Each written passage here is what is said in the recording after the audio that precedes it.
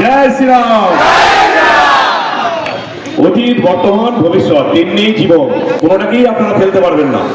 তাই আমাদের অতীতে যারা লড়াই করে আছেন কয়েকজনকে হাজির করতে পেরেছি, আগামী দিনে আরো কয়েকজনকে হাজির করতে পারবো যারা অতীতে লড়াই করে এসেছেন, যারা আমাদের পথপ্রদর্শক। ভাববেন না এরাই, আরো অনেকে আছেন, তারাও আস্তে আস্তে আসবেন।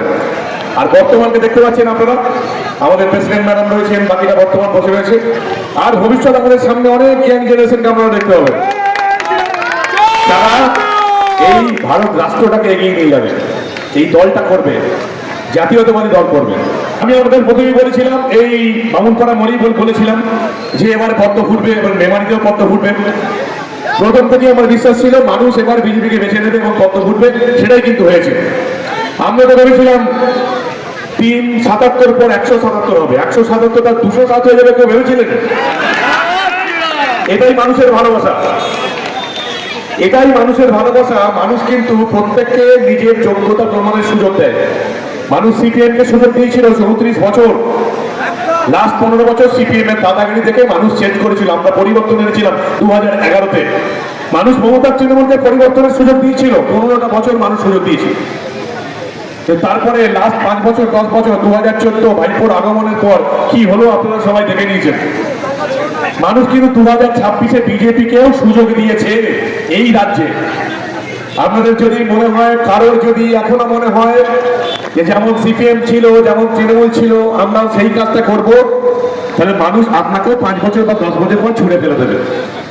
আপনাদেরকে ঠিক করতে হবে। আমাদের কর্মী সমর্থকদের আগে বলছি যে আপনারা এখানে 5 বছর 10 বছর থাকবেন, নাকি মানুষের কাজ করার সুযোগ আরো বেশ কয়েক বছর পাবেন, আপনাদেরকে ঠিক করতে হবে।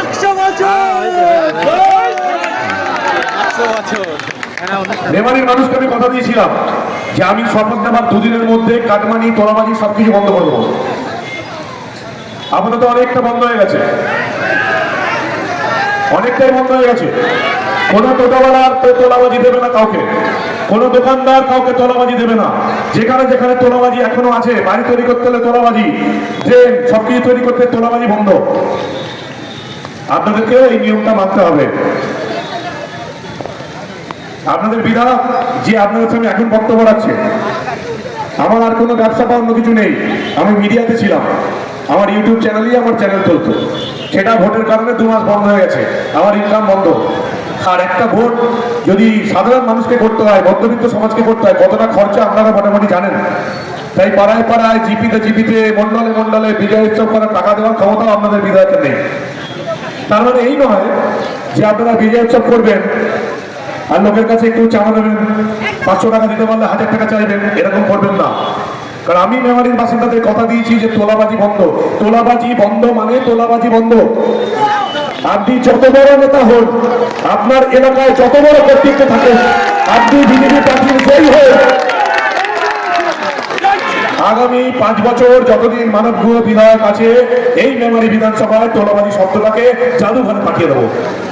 খুব সাবধান আপনারা হয়ে যান। অনেকগুলো খবর এসছে, অনেক খবর এসছে। প্রাথমিক পর্বে সাবধান করছি, সেকেন্ড বার সাবধান হওয়ার সুযোগ পাবেন না, সোজা কথা যাবেন যেই হোক। এটা শুধু তৃণমূলের জন্য বলিনি বা সিপিএম এর জন্য বলিনি, আমি আমাদের জন্য বলেছি। একেবারে নিজেরা সাবধান হয়ে যাবে।